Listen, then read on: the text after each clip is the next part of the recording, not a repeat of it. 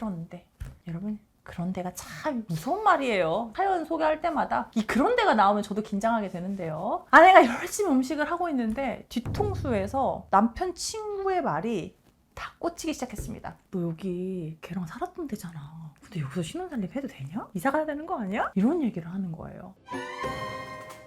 안녕하세요. 여러분의 입장에 맞는 맞춤 솔루션을 제시해드리는 양나래 변호사입니다. 제가 요즘에 전 남친, 전 여친 사연 이야기에 깊이 공감을 하고 또 인간적으로 같이 화도 내드리고 해서 그런지 요즘에 전 남친, 전 여친과 관련된 사연들을 많이 보내주고 계시더라고요. 이 얘기를 왜 꺼냈느냐? 오늘도 이 전 여친과 관련된 사연이 도착했습니다. 어떤 내용일지 바로 시작해 보도록 하겠습니다. 우리 사연자분은요, 결혼한 지 이제 4개월이 넘은 30대 초반의 아내분이십니다. 남편하고 연애를 1년 정도 이렇게 하고, 연애부터 결혼까지 총 걸린 시간이 1년하고도 한 1, 2개월 정도 되셨다고 합니다. 결혼을 생각하고 처음부터 연애를 시작하기도 했고, 남편하고 여러 가지 잘 맞았기 때문에 큰 고민 없이 결혼을 결심하는 것이죠. 우리가 근데 요즘에 결혼할 때 가장 큰 허들이 되는 거 뭐예요? 집이잖아요. 그런데 집을 어디에 구할까 이렇게 걱정을 하고 있었을 때 남편이 혼자 지내고 있던 전셋집이 원룸이 아니었대요. 크기도 괜찮고, 특히 우리 아내분의 회사하고 근거리에 있어서 우리 결혼하고 또 새로운 집 구해서 이사하지 말고 그냥 남편이 혼자 지내던 집에 그냥 가구 같은 거 새로 해가지고 거기에서 신혼살림을 시작하자, 이렇게 이야기가 나왔습니다. 남편도 적극적으로 그렇게 얘기를 했고, 우리 아내분도 이사해야 돼, 복비 추가로 내야 돼, 이런 돈을 쓰느니 모아서 같이 생활하면 좋겠다는 생각이 들어서 한 번에 오케이를 했다고 합니다. 다만 이제 신혼 분위기를 내야 되니까요, 싱크대 같은 것도 새롭게 교체하고 커튼도 화사한 걸로 이제 고쳐서 달고 한 겁니다. 그래서 너무나 행복한 신혼생활을 시작하게 됐습니다. 그리고 우리가 이제 신혼생활을 시작하면은 자연스럽게 하는 절차가 있죠. 집들이를 하기로 한 거예요. 왜냐면 우리가 결혼식 끝나고 나서 결혼식에 와줘서 고마워하는 이제 마음으로 대접을 하기도 하고 겸사겸사 집들이를 한 거죠. 그래서 남편의 친한 대학교 동기들 3명이 집으로 놀러 왔습니다. 우리 아내분은요, 또 이제 남편을 위해서 열심히 요리를 해야지 하고 주방에서 열심히 이제 음식을 하고 있었습니다. 그런데 여러분, 그런데가 참 무서운 말이에요. 사연 소개할 때마다 이 그런데가 나오면 저도 긴장하게 되는데요. 아내가 열심히 음식을 하고 있는데 뒤통수에서 남편 친구의 말이 다 꽂히기 시작했습니다. 너 여기 걔랑 살았던 데잖아. 근데 여기서 신혼살림 해도 되냐? 이사 가야 되는 거 아니야? 이런 얘기를 하는 거예요. 근데 제가 걔라고 언급했지만 만약에 나래면 나래랑 살았던 집 아니야? 이사 가야 되는 거 아니야? 이렇게 하는 거예요. 우리 아내분이 딱 나래라는 이름을 듣는 순간 이거 전 여친인데? 우리 아내분이 의도치 않게 남편의 전 여친의 이름을 알게 됐었다고 합니다. 그 이름을 어떻게 알게 됐느냐? 우리가 처음에 썸 탈 때 상대방 SNS 이런 거 다 보잖아요. 남편하고 썸 타던 시절에 남편 그 인스타그램 계정을 쭉 밑에부터 사진 다 이렇게 보는데 남편이 미처 지우지 못했던 게시글에 이런 게 있었던 거죠. 나래야 고마워 하트, 그러니까 같이 선물 받고 이런 거 있잖아요. 다 지우고 그거 하나가 남아있었던 거예요. 저 일단 거기에 있을 때 화가 납니다. 저 일단 그거 보는 순간 미친 거 아니야 했을 거예요. 그래서 나도 열이 나네. 이게 뭐예요? 인스타 계정에 여친 이름이 남아있는 게시물이 있다고 미친 거 아니야 하면서 일단 화가 났을 텐데, 일단 아무튼 그래서 전 여친의 이름을 알고 있었는데 너 나래랑 살았던 집에서 신혼생활 시작하는 거 괜찮냐? 속닥속닥하는 이야기를 들은 순간 이 집에서 뭐가 있었구나 싶었던 거죠. 그래서 최대한 포커페이스를 하고 귀를 딱 쫑긋 세우고 있었는데 남편이 친구의 말에 화들짝 놀라면서 야 새끼 미친 거 아니야? 입담으로 조심해. 그걸 웃으면서 받아쳤으면 오히려 아무렇지 않게 생각했을 건데 남편이 정색을 하면서 화들짝 놀라서 친구의 입을 막는 걸 보고 뭐가 있었겠구나 하신 거죠. 그래서 정말 그 상황에서는 최대한 평정심을 유지하고 음식 대접을 다 마치고 친구들이 나간 순간 이제 남편한테 물어봤습니다. 나래랑 지냈던 집이라는 게 무슨 말이야? 라고 물은 거죠. 이제 우리 남편분이 이거를 이제 더 이상 숨길 수 없겠구나 싶어서 이제 아내분에게 사실대로 이야기했다고 합니다. 전 여친이 전세 기간이 만료돼가지고 다른 집으로 이사하는 와중에 집을 구하는데 가끔 이제 계약 기간이 붕 뜰 때 있잖아요. 그래서 그런 상황이 있었다. 그래서 오갈 곳이 없어서 우리 집에서 한 7개월 정도 같이 살았었다. 근데 내가 걔랑 결혼을 하기로 약속한 것도 아니고 정말 그냥 여자친구가 갈 데가 없어서 1년도 아니다. 한 7개월만 잠깐 같이 살았던 집인데 그 새끼가 정신이 나가지고 그런 얘기를 하는 거다. 근데 어차피 우리가 이 집만 한 데도 없었고 다른 집에서 살자니 뭐 복비 들어가고 자기도 그래서 다 오케이 한 거 아니냐. 여기에 걔 흔적은 아무것도 없다. 뭐가 없어. 너의 기억이 남아있잖아.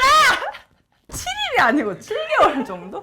그러면서 너랑 나랑 연애를 1년 정도 하고 결혼을 했으니까 그 말인즉슨 한참 전에 잠깐 머물다 갔을 뿐 그 애의 흔적은 아무것도 남아있지 않고 아니 그리고 내가 이거를 굳이 자기한테 얘기해봐야 이런 반응이 나올 게 뻔한데 내가 어떻게 얘기를 할 수 있었겠느냐. 물론 기분이 상했으면 진짜 미안해 라고 얘기를 했다고 합니다. 일단 제가 이제 화가 나가지고 남편분의 반응을 이런 식으로 얘기를 하긴 했는데 우리 사연자분의 사연에 따르면 그 남편분이 납작 엎드려서 진짜 미안하다고 이야기를 했다고 합니다. 정말 싹싹 빌고 너무너무 미안하다고 했고 왜 전 여친하고 7개월 동안 같이 있을 수밖에 없었는지 왜 아내한테 그 사실을 이야기하지 않았는지까지 정말 손이 발이 되도록 빌고 그 이후에도 아내가 기분이 안 좋은 것 같으니까 맞춰주려고 노력도 하고 당신이 원한다면 내가 이사를 가겠다고 이야기를 하시기까지도 했대요. 그러니까 예전에 그 타투 남편분하고 좀 다른 거죠. 일단 그 타투 남편분이랑은 좀 달라요. 지금은 우리의 남편분은 참회를 하고 대안까지 제시를 다 한 상태예요. 현실적인 대안까지. 그래서 아무튼 우리 아내분이 이제 사연을 보내주시면서 남편이 그렇게까지 빌고 막 이렇게 하는데도 화가 풀리지 않고 속은 것 같고 정도 떨어지고 그냥 그 집에 있는 시간 내내 너무 짜증이 나고 열이 받습니다. 이걸 어떻게 하면 좋을지, 이걸로 남편한테 정이 떨어진다고 하면 제가 잘못일까요? 저 결혼 생활 잘 할 수 있을까요? 뭐 이게 궁금하다고 하십니다. 진짜 우리 사연자분이 얼마나 화가 날지 저도 이해를 합니다. 아실 분들은 아실 텐데요. 저는 질투가 많아요. 그래서 저도 그 사실을 알았다면 진짜 뒤집어졌을 것 같기는 합니다. 그런데 제가 또 객관을 가장한 저의 주관을 말씀드리자면 저도 열받기는 하거든요. 근데 그래도 남편분이 그런 상황을 다 설명을 해줬고 심지어 매우 적극적으로 내가 비용 부담을 더 들여서라도 이사를 하겠다는 대안도 제시를 하고 있잖아요. 그렇다면 용서를 해줍시다 우리. 그러니까 왜냐면은 저도 질투는 많지만 항상 그런 생각을 하거든요. 내가 누군가를 만났을 때 그 사람이 지금의 모습일 수 있었던 것은 과거에 다른 사람들하고 만나고 헤어지고 이런 과정이 있었기 때문에 이 사람의 모습이 만들어졌다고 생각을 하거든요. 그러니까 그렇게 하려고 노력을 하는 거예요. 저도 질투가 많기 때문에 내가 지금 나이에 누군가를 만났는데 그 사람이 한 번도 연애를 해본 적이 없다? 더 싫어. 뭔지 알죠? 그래서 이전에 연애도 하고 헤어지고 그런 과정이 있었기 때문에 지금의 사람이 될 수 있었던 거다라고 이해를 하려고 노력을 많이 하고 있거든요. 우리 아내분도 그런 마음으로 조금 이해를 해주셨으면 좋을 것 같아요. 만약에 남편분이 뭐 전 여친을 못 잊어서 막 뭐 보고 싶어 이러고 있다던가 잘 지내? 이러고 있으면 이거는 진짜 노답이죠. 그런데 남편분도 전 여친이랑 관계가 완벽하게 정리가 됐고 지금 아내분을 위해서 마음이 풀리게 하려고 어떤 대안을 제시하는 모습을 보이고 있기 때문에 그걸 과거에 있었던 일 때문에 난 네가 너무 싫어 하기엔 남편분한테 너무 가혹한 것이 아닌가 이런 생각이 듭니다. 그리고 같이 지냈다는 것 자체 사실 저도 진짜 싫어요. 저도 진짜 싫은데 그렇다고 해서 이게 이혼을 할 만한 것인가 봤을 때에는 사실 아니거든요. 법률상 배우자 유책 사유가 되는 것도 아니고 그리고 이걸 가지고 이혼을 하겠다고 하는 것도 사실 좀 안타까운 마음도 들고 해가지고요. 어차피 우리 다 큰 어른이고 성인이지 않습니까? 남녀 사이에 연애를 하다 보면 자취하는 여자친구 남자친구 집에 놀러가서 있기도 하고 왔다 갔다 하고 자연스럽잖아요. 여행도 가고 우리가 뭐 다 알잖아. 낮에 이렇게 잠깐 한 3시간 4시간 뭐 이런 거 아니잖아요. 그러니까 물론 저도 화가 날 거예요. 화가 안 난다는 것은 아니에요. 제가 아까 막 이미 열을 저 지금 땀이 줄줄줄 나요. 너무 화가 나가지고. 물론 화가 나는 것은 이해하지만 그래도 이걸로 이혼을 결심하기에는 혹은 이걸로 계속해서 남편을 닥달하기에는 과거의 일이니까 마치 여자친구 남자친구가 집에 놀러와서 지내고 가고 이런 것들 중에 하나라고 생각을 하시고 결국 남편 옆에 있는 것은 나잖아요. 우리 그렇게 같이 생각을 하면서 이겨내보는 게 어떨까 싶습니다. 그리고 이거를 계속해서 만약에 아내분이 힘들어서 막 닥달하고 너 그때 그랬잖아. 7개월간은 걔랑 살았잖아. 걔랑 살 때 좋았냐? 이렇게 하면 제가 이래요. 이러면 안 된다는 거죠. 이러면 오히려 우리 아내분의 유책이 될 수도 있다. 그리고 남편분의 그런 사과를 빠르게 받아들이고 이해하는 모습을 보여주시면 남편분도 그거에 대해서 고마운 마음이 들어서 우리 아내분한테 더 잘해줄 수도 있지 않을까 이런 생각이 듭니다. 깔끔하게 정리를 해보자면, 정리를 하는 이유는 제가 너무 화를 냈던 것 같아서 아내분이 화를 내는 거 너무 이해한다, 마음속 깊이 이해한다. 하지만 남편이 차분하게 용서를 빌고 대안을 제시하고 있으니까 용서해주고 과거의 일로 묻어두는 것도 좋을 것 같다, 이렇게 생각하시면 좋을 것 같습니다.